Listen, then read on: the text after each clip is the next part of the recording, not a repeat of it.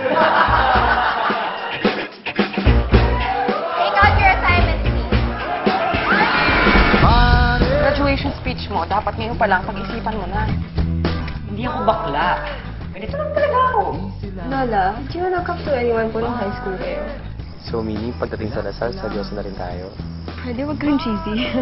Makikita na siya eh. That's the perfect time to have the makeover. We need decent clothes for Lasal. Basayan! Uy, Mitch, for me, Hindi, pwede okay lang. dun sa... Kasi character siya. Wala namang ibig sabihin yung ingay niya eh. Meron na naman. Sweet siya. Ay, sino ba yan? Magandang araw. Ako po si Tristan Fontanilla at nandito po tayo upang talakay ang pelikulang Senior Year. Ang pelikulang Senior Year ay isang storya na kung saan nabibigyan ng pansin ang bawat kabataan na magdesisyon sa kani-kanilang buhay, na kung saan maaari natin itong gamitin bilang isang inspirasyon upang malaman natin kung ano at saan nga ba tayo patutungo gamit ang sarili nating desisyon. Napakaganda ng pagkakagawa ng direktor ng pelikula na ito na si Gerald Tarog, na kung saan binigyan niya ng pansin ang bawat kabataan na may murang isipan na makapagdesisyon sa kanilang sarili at tumayo sa kanilang mga salita bilang isang individual.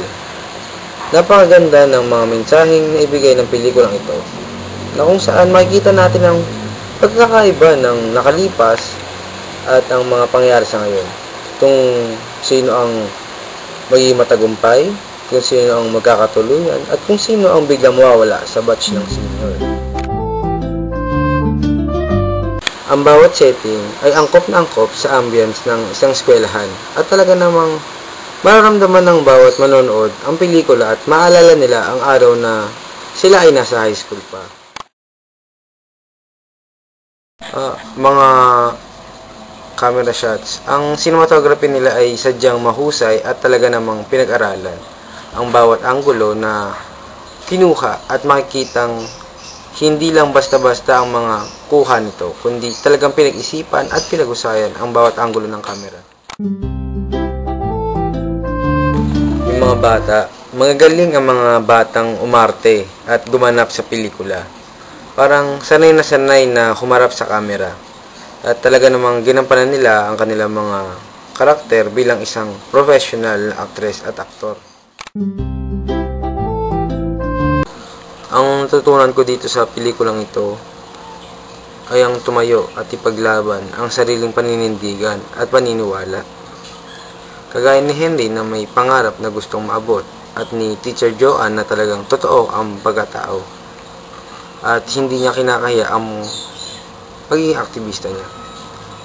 Isa pa sa mga natutunan ko ay ang pagharap mo kung sino ka talaga at huwag ikahiya kung ano ka talaga. Kagaya ni Carl, medyo naguguluhan pa pero tinanggap niya kung ano siya.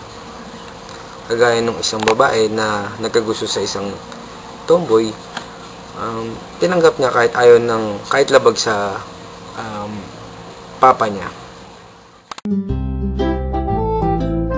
Ang panahon ng high school ay ang panahon ng pag-aalinlangan sa sarili.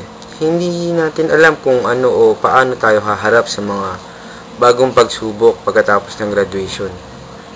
Dahilan upang maghanap tayo ng mga makabagong mundo or mga bago sa atin. Pero hinahanap-hanap pa din natin ang nakaugalian natin noong high school tayo.